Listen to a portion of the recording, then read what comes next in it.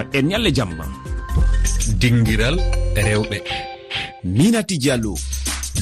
Tedduɓe heeɗiɓe RFI fulfulde bisimilla mon e yewtere men dingira rewɓe. Toɓɓere yewtere nde hannde ana haala fi alhaali ñalorma noga e jeegon lewru joye ɓuru hertananu iddinaɓe na e mbiyan journée des mères e françire ana taska e ɗi duuɓi fuu fo yimɓe hewɓe ana teddina o ñalorma e dow médiaji rendo e waɗude bindi vidéoji jimi gam yettude saraɓe maɓɓe rewɓe ka gouvernement ji leyɗe afrique hirnangue yeru mali burkina faso côte d'ivoire e ko nandi e muɗum no gaɗata kawrite na jewte e alahaali teddingol o ñalorma ɗum waɗi mo andaka sannen e ley dowri ni na e mbiyan e gure meɗen ɗe holko saabi o ñalorma andaka e yoga e leyɗe afrique jaatin holko saabi o ñalorma e dow médiaji rendo tan waɗete na e mbiyan teddinte yeru e facebook whatsapp kañum e tiktok e jonde nde eɗen gondi e mariam mumini joɗaniɗo en to cameroun o waɗani en jantore e alhaali pijorji o ñalorma nogay e joyi lewru joye ɓuru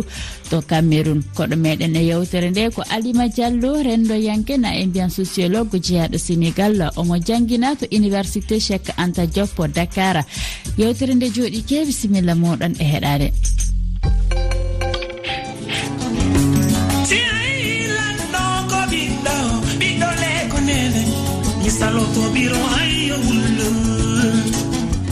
Inniraɓe ɗum woni indengol jimol nalanke mawɗo guinenajo dura bari teddinirangol rewɓe hertamo e inniraɓe. Halima Diallo mi salminima. Mi salminima, mi juurimama, mi salmini aussi heɗotoɓe men enen ɓe fof. ñalorma nogay e joyi lewru joye ɓuru woni kertanaɗo e teddingol inniraɓe men. Holko saabi o ñalorma andaka sannen e yoga e gure men? Ay enen fulɓe walla africain enen en padani e culture men jour spécial pour yimde yummiraɓe men walla teddindeɓe walla wiideɓe nene mbeɗa hostinma nene aɗa moƴƴi enen koye culture men jeeya yummiraɗo hay goto wawa yobde ɗum hay goto wawa yobde moƴƴere makko mbami wiide e culture men won culture fulɓe walla culture africaine chaque jour ko fête yummiraɗo nene weeɓani nene ene weeli nene ne wawi wonde mawnum yumma ene wawi wonde miñum yumma ene wawi kadi wonde sehil yumma nene ko mawni nene ko debbo kostinɗo sukaɓe nene ko kewɗo yurmede nene ko debbo jibinɗo ko debbo kadi ñagotoɗo Allah yo dañ ɓesgu ene heewi façon ji mbawmi wiide de fête des mères e enen koye culture men jeeya fawde debbo hokkudemo rôle goto important. Fade men waɗade en keɗoto jantore nde Mariam Mumini waɗani en e alhaali pijorji o ñalorma to Cameroun. ɓiɓɓe lesdi Cameroun ɗuɗɓe julɓe be tana julɓe fuu waɗi seyo ñalomare hertanande dadiraɓe Kenya no gas e jeego lewru ndu en ɗon nder fattude briketeri ha Yaoundé. Min Asma'u Halidou ande no gas e jeego lewru nasara ɓe fet amin minen dada en ekkoyji am wari min ɗo seyi min ɗo fetade ka fajira kadoji kam gal minumi paɗɗo wara tan min bo miɗo mari dada dañɗo kanko ko bon fête. Khadija goto nder ɓiɓɓe Asma'u. Ce dimanche un jour de joie. alat hande ɗum ñalde seyo ha dadiraɓe duniyaru fuu ɓe ɗon ko ndey darani ɓiɓɓe maɓɓe hokkoɓe ɓikkoye tinare min ɗo yiɗi ɓe kempe e min ɗo yela min laata min yakteteɓe ha ɓiɓɓe amin. Doris Temeju wari seni dada mum ha ñalomare nde o andini pandale mare.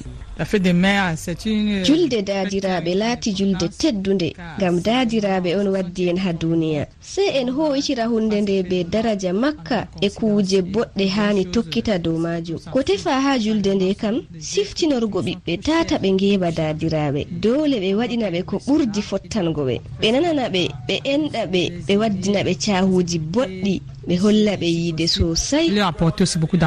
Baba Yaya lorti do no fulɓe hositiri ñalomare nde. julde dada ɗo ha ɗabi'a amin minin fulɓe min anda ɗum ngam min ɗo andi dada kam ɗum goɗɗo on je a darjitamo de veti pat amma ha duuɓi ɓawo ɗo de ɗum ɗo wolwe ha dow réseaux sociaux min bo min hokkiti hakkilo ngam ɓe julde on ko larini daden badje duniya min fu min fuɗɗi kadi yake man ɗo min waɗa hunde je senata ɓe baccahuji seɗɗa fuɗɗi nastugo nder al'adaji amin. Nder lesɗe ɗuɗɗe ban ha Cameroun ɗum kala alat ragarere lewru fu on joƴƴinama ñalomare nde dada yettete. nde ɗo finditina duniyaru dow haqqeji dada e darajaji mum. Wargo hande lesɗe 121 ɗo anditi ɗum. Wartude ma Halima Diallo nde jalande hikka hawri e alan ƴaɓɓiɗe o yimɓe hewɓe gaɗi nate inniraɓe maɓɓe e dow mejaji rendo gam teddinde ɓe. Holko saabi jewte o ñalorma e dow mejaji rendo ɗi tan waɗete? Alors déjà, ay fête des mères ko fête occidentale. Fête des mères ni fête États-Unis parce que États-Unis ɓe mbi ko début mai, français ji ɗi mbaɗat ɗum ko fin mai.